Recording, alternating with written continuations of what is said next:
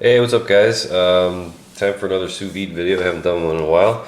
But anyway, what we're going to do today is pork tenderloin. You can sous vide this any normal way, but first what I'm going to do is actually do an equilibrium brine. And that's a sort of complicated method of basically assuring that your meat gets infused with an exact amount of salt over a long period of time. What you're going to need to do that though is a scale.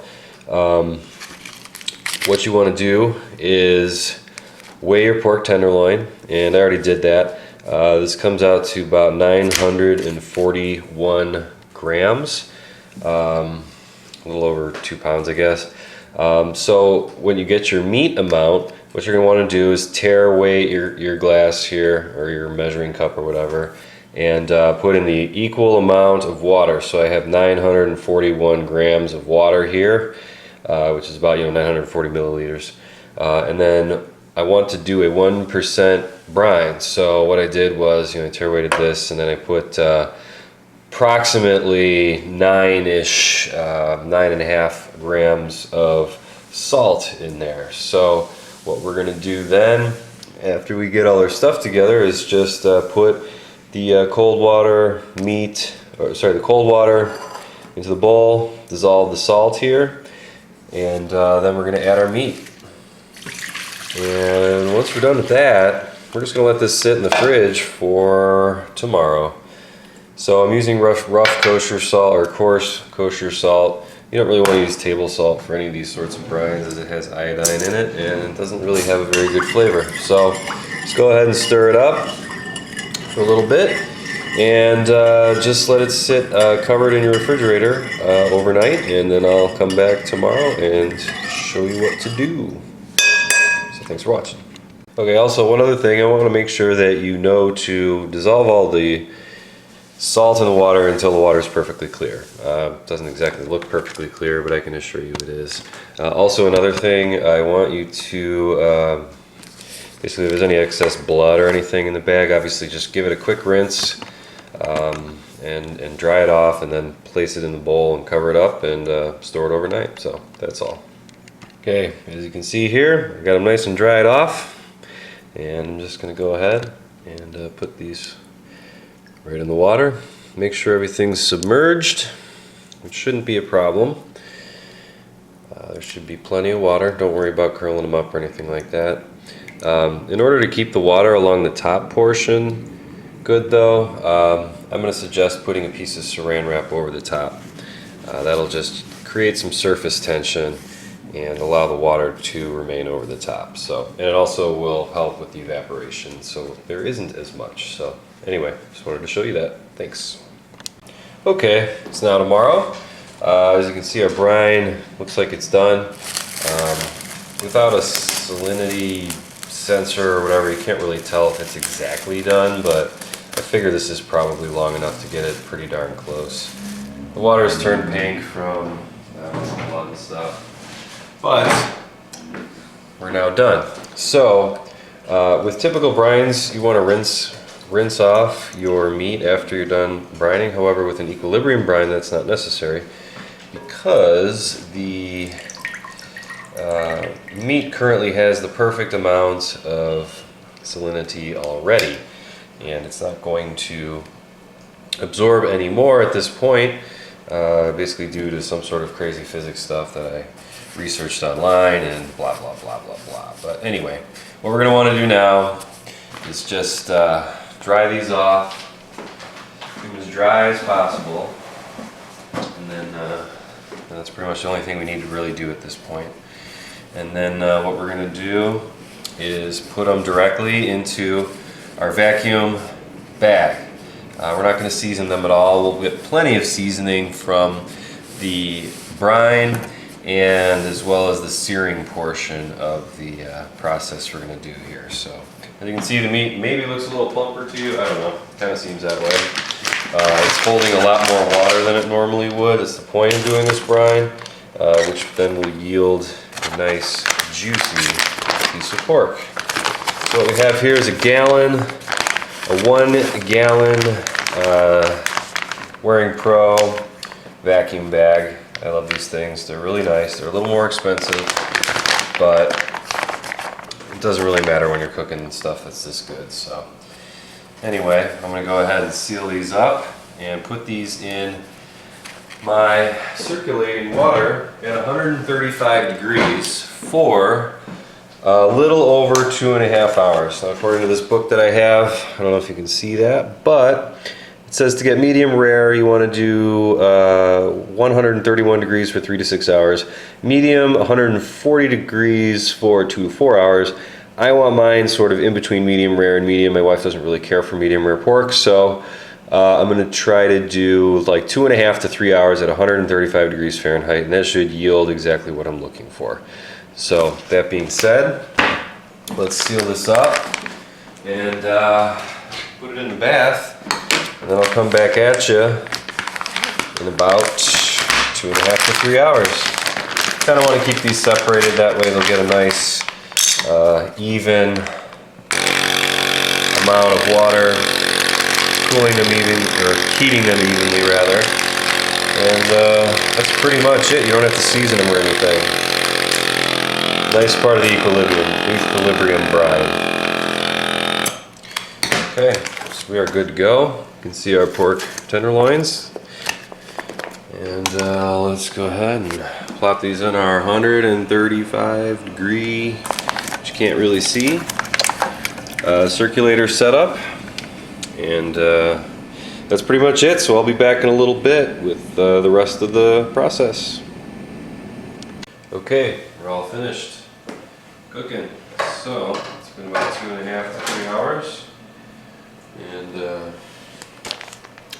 here you have the pork. So anyway, what we're gonna do is only cook one of these for now. Only 2 of us are eating, so I think one of these a piece would be a bit of overkill. So anyway, let's pull this out here and get it dried off. That's the important thing. Now we're going to save this bag and some of the juices for a sauce that we're going to make. The sauce is made with butter. I'm using ghee, chicken broth, half a cup of chicken broth, a tablespoon of fresh cut rosemary, half a cup of chopped onion, 1/3 of a cup of cranberry sauce, berries, full berry, whatever you want to call it, and a tablespoon of balsamic vinegar. So anyway, while we're getting ready to do that, what we're first going to do is dry this off and then sear the pork tenderloin. After we're done with that, I'll show you what's going on. So anyway, I'm going to cut this in half to make searing a little bit easier. And we can take a look at the inside of this. Juicy. It feels just really juicy. You can see just how juicy that pork tenderloin is, and it's perfectly medium rare all the way through. So as you can see, very juicy and delicious. What we're going to do right now though is sprinkle this with just a little bit of salt. We don't really need too much because of the brining, but a little extra never hurt for the sauce purposes. So a little bit of salt, a little bit of pepper, and after that, what we're going to do is fry it in a tablespoon of ghee, which is clarified butter, as you know, about a tablespoon of that. So give me 1 second and I will show you what that looks like. Okay, so you got a stainless steel pan. I'm going to add a little bit of ghee to it. Come on. Stuff is kind of sticky, I guess.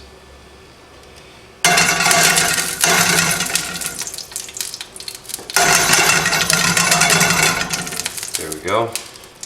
Alright, we're going to let that warm up real quick. And then I'm going to add these tenderloins. We're not going to cook them for very long. I'm just going to get a nice little sear on the outside. So we're going to add one. together. I'm just going to cook it for a few seconds on each side.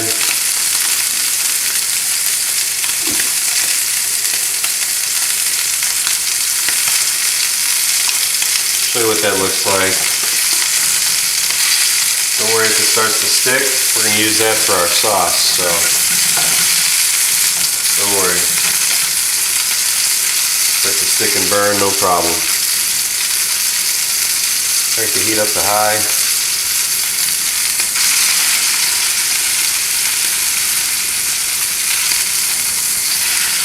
I'm just going to brown it. Nothing else. It's already cooked.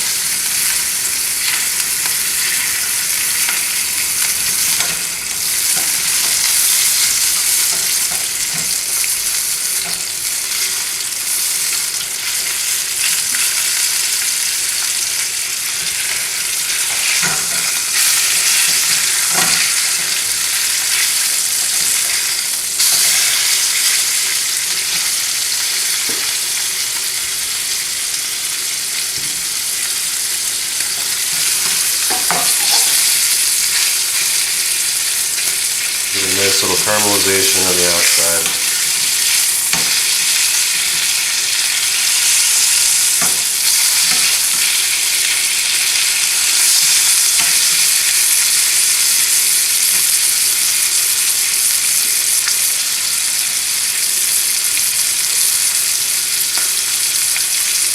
Okay, so that should just about do it. What I'm going to do right now then is just place these on the chopping board and let them cool for a little bit.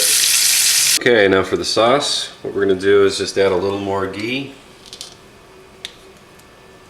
We're going to keep all the crustings in the pan because that's going to give it a nice little flavor.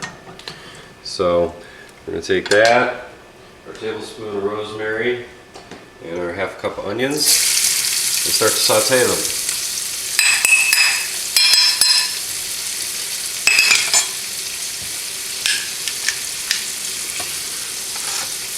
And once the onions start to get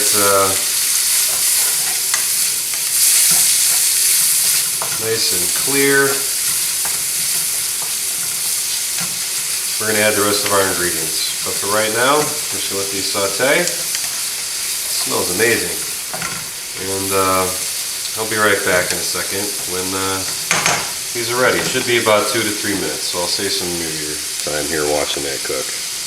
Okay, our onions are soft. We're going to add the rest of the ingredients. So, it's the 1/3 cup cranberry sauce.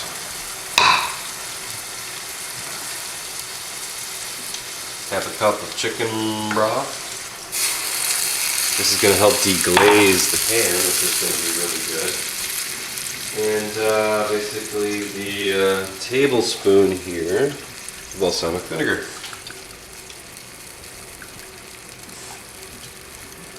Okay, now we're going to whisk this, or well, just kind of stir it up until the cranberry sauce melts. It should take about 2 minutes. In the meantime, you can kind of deglaze the pan by rubbing the liquid over it. So you can kind of chop it up if you wish. We're going to put this on high heat, and basically we're going to make it simmer for another. Well, it's going to melt here. Once it's melted, we're going to add some bag juices to it, and then we're going to let it boil for about 6 or 7 minutes. And at that point, it should then be thick enough to serve over our pork. So that is that, and stay tuned. Okay, so the sauce is melted. Now what we're going to do is take a little bit of the juice from the bag, not a whole lot, but just enough to add a little bit of porky flavor to it. So we're going to add a little bit of that, and then like I said, we're going to let this simmer and reduce for approximately 6 minutes. In the meantime, I'm going to be chilling my other pork tenderloin for storage overnight. I might eat that tomorrow or whenever, but basically it's good to get it cold as soon as possible after you're done cooking if you're not planning on eating it. That way bacteria won't be growing on it. So anyway, I'm going to let this simmer. I'll show you what it looks like when it's done. Okay, so the sauce actually took about 10 minutes, but whatever. Not the end of the world. So, I'm sure this is the part y'all been waiting for, is to see the inside of what this pork tenderloin looks like. You're gonna want to cut it into about, I don't know, 3/4 inch thick pieces. You know, bite size, whatever you want to call it. Probably get a couple bites per piece here, but anyway, as you can see, the interior is super juicy, super nice and pink and cooked, and just fantastic. It smells wonderful. We're gonna plate it here with some baked honey carrots that I made. Smell really good as well. But yeah, so you just line up your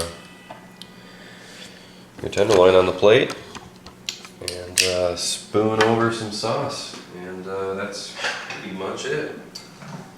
So, making this at home, I really hope you enjoy this as much as I do, because man, it is just awesome. Amazing flavor. The texture when you use this equilibrium brine is second to none. And anyway, just a great meal to have on a nice cold winter day. So there you have it. If you got any questions or are interested in you know, getting any of my equipment, I'll have links in the description. Just hit the see more button, and that's pretty much it. So thanks for watching, and if you got any questions, just leave a comment. Thanks. And just one more thing, I really want to highly recommend the brining. It just is so much better. It does not have a rubbery texture. It tastes like just super ultra tender meat, and this sauce goes incredible with it. I just want to let you know that, you know, here at the end of the video if you're still watching. But anyway, definitely take the time to do the brine. It's totally worth it, and my wife agrees. So thank you again for watching.